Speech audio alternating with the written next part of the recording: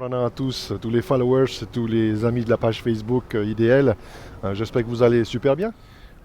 Qu'est-ce que la loi de l'unité de conscience? Qu'est-ce que justement ce concept en développement personnel du oneness ou de l'unité de conscience? Qu'est-ce que cette fameuse loi universelle de l'unité de conscience? C'est justement la thématique de cette vidéo dans ce lieu mythique des Nations Unies, de l'ONU justement, ici à New York, en plein cœur donc de Manhattan. Je vous présente bien sûr cette esplanade magnifique de l'ONU avec l'entrée de l'ONU juste à l'arrière, derrière moi.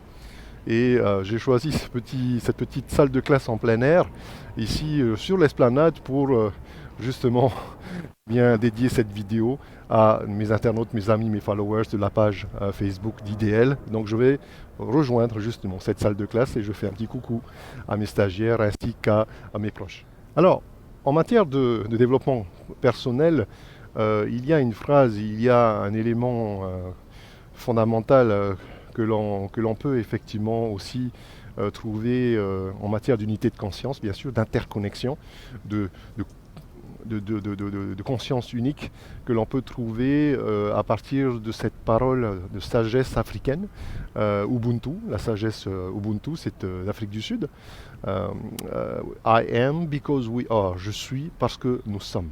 Cette phrase tirée de la sagesse Ubuntu africaine résume parfaitement bien et justement l'ordre dans lequel la question de l'unité de conscience doit se faire, elle doit s'apprécier, c'est-à-dire d'abord la découverte et la reconnexion avec son moi authentique, personnel, soi-même, son true self, et bien justement, avant de pouvoir ensuite comprendre et prendre conscience de l'importance et de l'interconnexion que notre true self, notre moi authentique a avec l'extérieur, avec l'environnement, le monde vivant qui nous entoure et bien sûr les différentes personnes, les différents peuples qui composent cette planète, tout ce qui vit justement sur notre planète.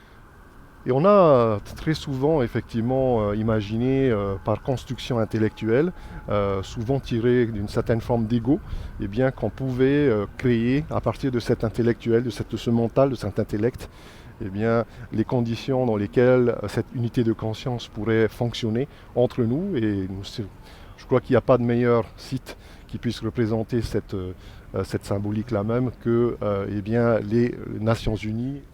Et en effet, il peut arriver effectivement que même dans la conscientisation justement de cette interconnexion qu'il y a entre eh bien, soi-même et les autres, soi-même et son environnement, soi-même et son écosystème, eh bien, ce soit l'ego finalement qui soit tenté de venir à la charge.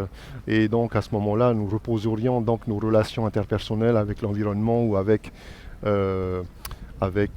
comment dire, les autres individus, ceux qui nous entourent, beaucoup plus sur une volonté intellectuelle, une volonté justement intérieure de satisfaire cet ego et donc surtout donc basé, appuyé pardon, sur nos propres blessures d'âme, nos propres blessures, ou nos croyances, souvent limitantes, plutôt que sur cette réelle, authentique relation qui existe d'ores et déjà entre nous-mêmes et l'extérieur. Et donc nous pouvons bâtir souvent des stratégies de mise en relation de nous-mêmes, voire même de soulager notre conscience et au final notre ego à vouloir donc créer des conditions matérielles, logistiques, juridiques, légales pour tenter de reproduire une forme de communion, de collectivisation eh bien, de nos actions, alors même qu'en réalité, il ne s'agit pas de la loi d'unité de conscience et donc d'une action alliée.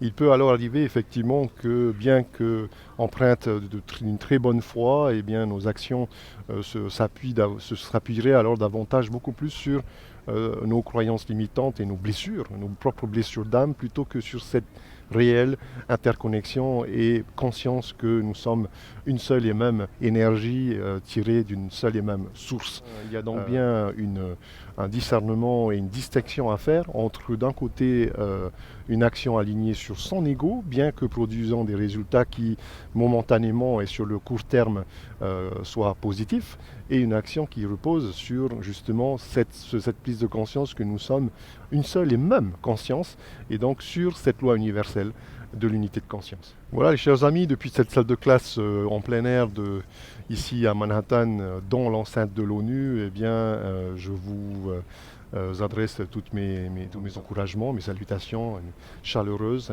Je salue tous mes stagiaires, mais également l'ensemble de nos amis followers qui suivent la page depuis longtemps déjà, désormais, que je salue. Nous sommes déjà plus de 1111 followers. Que je remercie du fond du cœur pour leur fidélité et leur engagement pour le développement personnel. N'oublions surtout pas cette magnifique phrase tirée de la sagesse africaine Ubuntu, I am because we are, je suis parce que nous sommes. C'est l'illustration parfaite de cette fameuse loi de l'unité de conscience et de l'interconnexion entre nous. Voilà les amis, si cette vidéo vous a plu, ou en tout cas a résonné chez vous, ou peut résonner chez quelqu'un de vos proches, de votre entourage, eh bien n'hésitez surtout pas à la liker et à la partager, ça me fera énormément de plaisir. Maruru!